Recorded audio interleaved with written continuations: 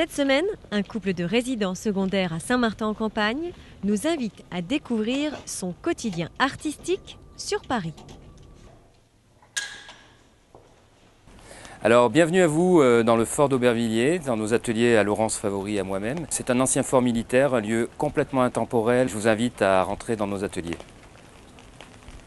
Tous les deux artistes, mais deux univers complètement différents. Deux ateliers qui ont exactement la même superficie, deux ateliers qui sont situés dans le même lieu, deux univers effectivement absolument différents. Laurence étant peintre, moi sculpteur.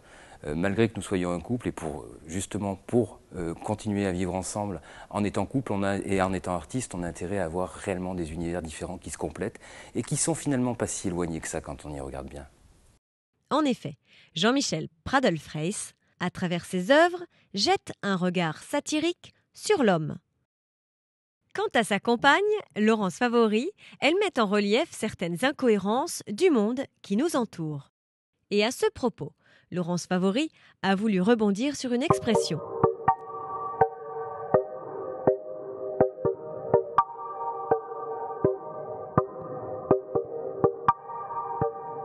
C'est un terme qu'on entend souvent dans toutes les radios, l'ascenseur social ne marche plus, ne fonctionne plus, etc. Qu'est-ce que c'est qu'un ascenseur social? Donc c'est ma vision. J'avais envie de mettre un peu de couleur et un peu d'humour par rapport à ce terme très bizarre d'ascenseur social. Donc c'est une suite de nains de jardin qui sont les uns sur les autres. Et ça finit par un Pinocchio qui monte le ciel. C'est l'absurdité du terme? Je pense, oui. Une acuité d'observation qui fait qu'on peut se permettre après de regarder des choses sous un autre angle, soit avec de l'humour, soit avec du recul, soit... Voilà. Même topo pour Jean-Michel Pradl-Freys, dans un registre différent. Il faut que je vous explique quand même que l'animal m'intéresse en soi pas énormément. Ce qui m'intéresse, ce sont les liens entre l'homme et l'animal. Et donc, à travers l'animal, je parle de l'homme. Comme vous pouvez le voir sur ces chiens sans la laisse n'auraient aucun intérêt. Ce qui est intéressant dans cette pièce, pour moi, en tant qu'artiste contemporain, c'est l'absence de l'humain. Je me suis rendu compte dans mes promenades quotidiennes en milieu urbain, puisque j'habite Paris, que les propriétaires des chiens se retrouvaient aux mêmes horaires dans leurs promenades quotidiennes de leur animal de compagnie et que le chien créait des liens sociaux entre ces personnes qui se rencontraient. Et je me suis surtout rendu compte, mais alors ça c'est vraiment valable pour le milieu urbain, à la campagne on ne connaît pas ça, qu'en fonction du chien que les propriétaires avaient au bout de leur laisse, ils voulaient véhiculer quelque chose. C'est clair que si on se promène avec un bulldog français ou un pékinois ou un doberman, on ne véhicule pas du tout la même chose. Et donc j'en suis arrivé à cette espèce de conclusion que le chien était quelque part un accessoire de l'humain. C'est horrible. C'est horrible, mais c'est pourtant bien vrai. Le décor est posé pour ce couple d'artistes. Il ne suffit pas uniquement d'exceller dans l'art du savoir-faire, mais de mettre en scène les failles de notre société. Toute idée qui paraît a priori farfelue est construite dans une démarche raisonnée. Les chiens, en fait, j'ai commencé à les faire en 99. Ces pièces ont été montrées dans beaucoup de foires en France comme à l'étranger, FIAC, Art Paris, Foire de Bologne, et j'en passe, et des meilleurs. Et il n'y a rien de pire pour un artiste qu'une série de sa production devienne sa série phare. C'est à la fois absolument génial d'avoir cette belle monstration, mais très rapidement on vient Pradl-Freys, l'homme qui fait les chiens et on s'enferme. Donc il y avait aussi une réponse à cet enfermement de l'homme qui fait des chiens. L'homme qui fait des chiens est devenu lui-même un chien en s'enfermant dans sa série des chiens. À la question « N'est-on artiste ou le devient-on ?», Jean-Michel Pradl-Freys et Laurence Favori répondent par leur parcours personnel. Pour moi, peindre, c'est comme respirer, boire, manger. C'est quelque chose de vital. Je peux pas m'en passer. Comme c'est vital, on en vit?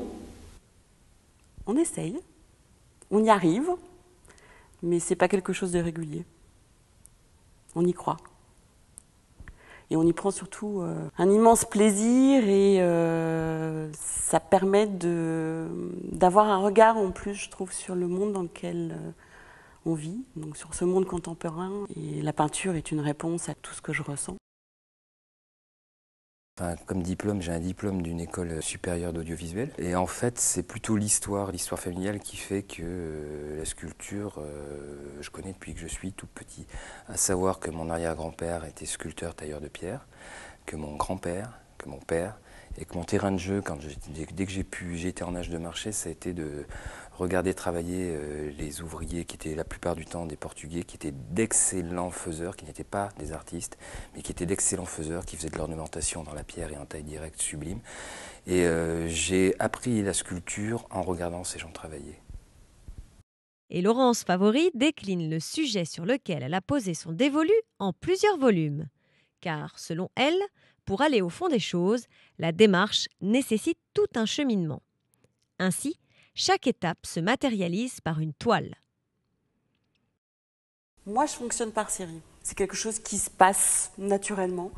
C'est-à-dire que je commence une toile sur un sujet, et puis j'ai envie de continuer, d'approfondir.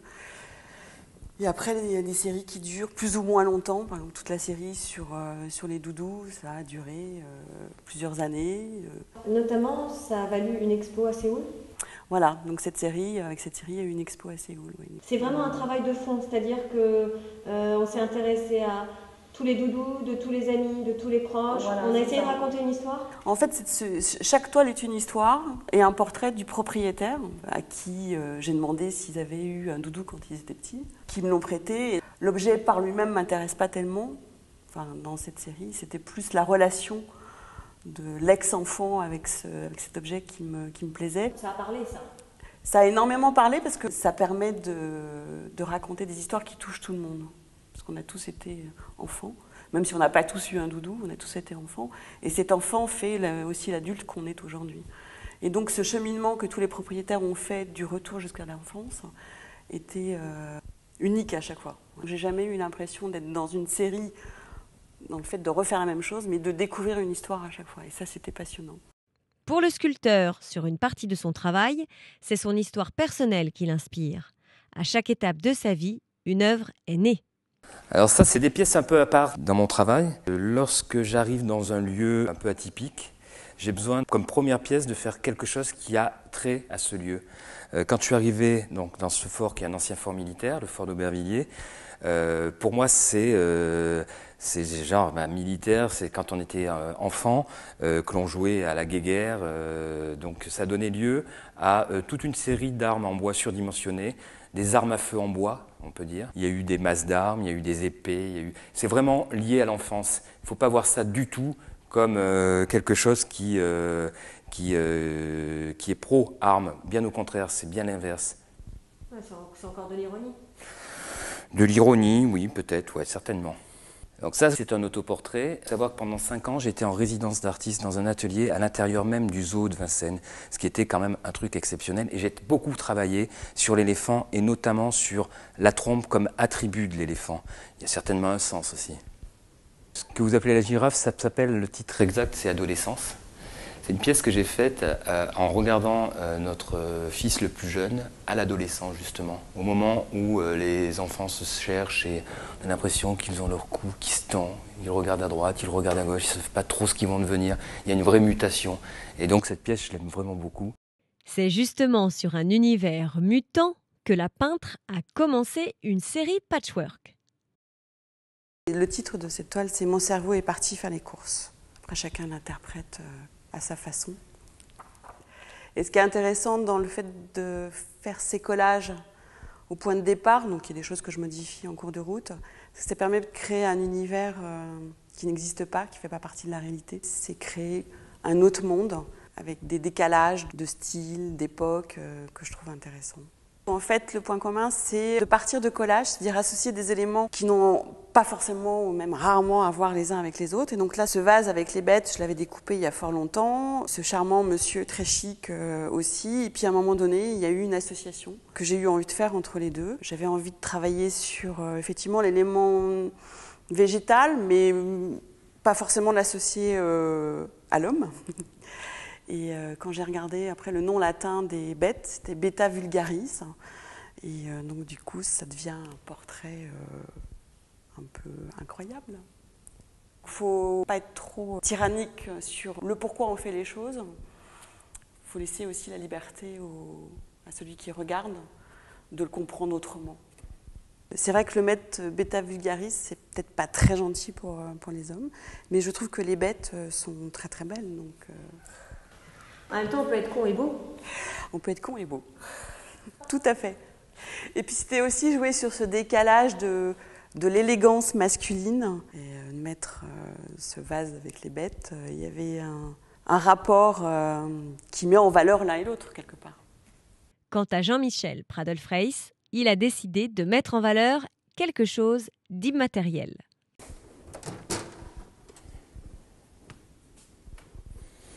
Alors ça, ce sont des petites pièces que j'aime beaucoup.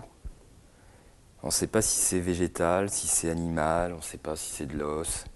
J'ai fait toute une série de moulages de l'espace qu'il y a quand le poing est fermé. Le poing, en plus, c'est quelque chose de fort, c'est revendicateur, ça peut être aussi quelque chose de violent. C'est un symbole fort, le poing. Et je voulais vraiment matérialiser l'espace vide, l'espace le creux. Ça, c'est une résine. Du petit à la démesure, les sujets de Jean-Michel Pradel-Freyss prennent toutes les formes. Alors là, on imagine bien cet objet dans une bibliothèque, mais pas du tout. En fait, ça pourrait être effectivement un très beau serre-livre, sauf qu'en fait, c'est une maquette pour une pièce qui est une pièce de commande et qui va être réalisée sous peu, c'est-à-dire qu'en fait, les platines, dans la réalité, feront 2,30 m, ce qui vous donne à peu près les proportions par rapport à l'avant de l'éléphant et à l'arrière de l'éléphant. Cette pièce est destinée à être un passage où le public, où les gens pourront passer entre les deux. Cette pièce-là va rester pour l'armature telle qu'elle. En haut, c'est une pièce en céramique et donc encore une trompe d'éléphant. Ça va être une fontaine, à savoir que je vais faire serpenter des tuyaux d'alimentation d'eau de couleurs assez flashy, du rouge, du bleu, du jaune, qui vont monter dans la trompe et donc qui vont amener l'eau qui sortira par la trompe ici. Mais par quelles étapes de fabrication passent tous ces objets et peintures avant d'être finalisés ? Moi, je ne travaille pas sur châssis, pour une bonne et simple raison que quand on tend une toile sur châssis, c'est un peu comme un tambour. Donc il y a une souplesse. Alors que lorsqu'on travaille, comme moi je le fais sur du dur, ça permet d'avoir un rapport à la surface beaucoup plus intéressant, c'est pas un truc mou. On peut vraiment donner de l'énergie dans la touche et ça j'aime bien. Donc je pars d'une toile toute simple, un mélange lin coton, une fois que j'ai le format, je viens la punaiser. Donc ça me permet aussi de bouger en cours de route la toile, puisque je ne suis pas sur chevalet, donc de la monter, de la descendre, de la basculer. Une fois que j'ai bien tendu ma toile, je lui passe une couche d'un fond préparatoire qui va déterminer la couleur générale une fois que la toile sera finie. Donc là c'est noir, c'est jamais le même. Ça, c'est déterminé en fonction de l'ambiance que je veux donner. Et puis ça nourrit la peinture que je vais mettre dessus, qui est de la peinture à l'huile. Et donc après, par exemple pour celle-ci, ça a fait un fond noir. Et ça me permet d'esquisser avec une craie, un peu comme sur un tableau noir ou un tableau vert ou un tableau rouge, ça dépend. D'esquisser par exemple que là, je vais le cadrer comme ça, etc., etc.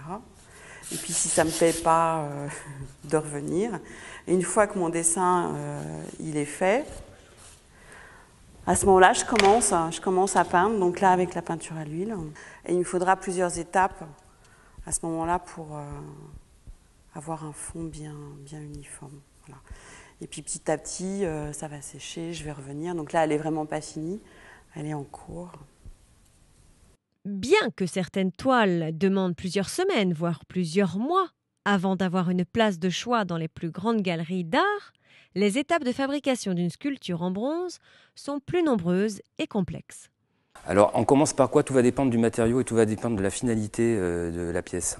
Au niveau du matériau, est-ce qu'on va travailler avec une résine? Est-ce que ça va être un bronze? Je travaille beaucoup avec le bronze, mais je travaille aussi avec des matériaux composites, des matériaux contemporains. Donc, c'est la pièce finale qui va déterminer le matériau avec lequel on va travailler. Là, on se trouve devant des moules des tirages en cire que je fais pour une installation que je vais présenter dans un centre d'art contemporain en 2013.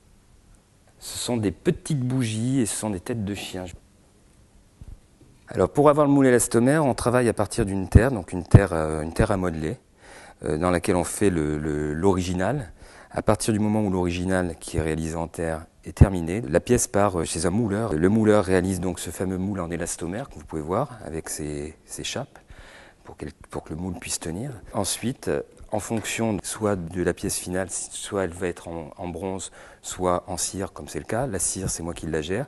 Et sinon, donc, le moule part en fonderie et le fondeur réalise à partir du moule un bronze en faisant un tirage en cire aussi.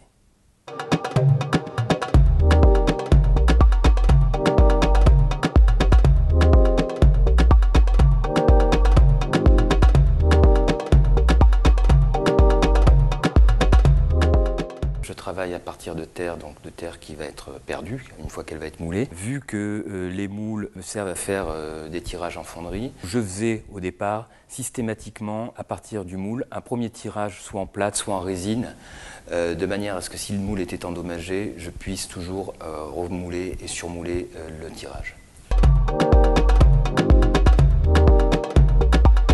Alors par modèle, par sculpture, par la loi française, pour une édition originale, on est limité à 12 exemplaires. 8 numérotés en chiffres arabes, 4 numérotés en chiffres romains avec la mention EA. EA voulant dire épreuve d'artiste. Mais on peut faire des éditions beaucoup plus réduites en nombre de tirages. Rien n'empêche, on ne doit pas dépasser ces 12 exemplaires. Mais rien n'empêche de faire une édition à 2 plus 2, ou à 4 plus 2, ou à 4 plus 4. Les bronzes étaient non patinés, mais soit chromés, et maintenant ils sont argentés. C'est-à-dire que c'est une fine couche d'argent qui est positionnée sur le bronze.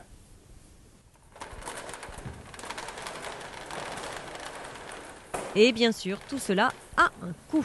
Pour la peinture de Laurence Favori, Et en fait, en fonction des formats, ça va aller de 5 000 à 9 000, enfin ça dépend en euros.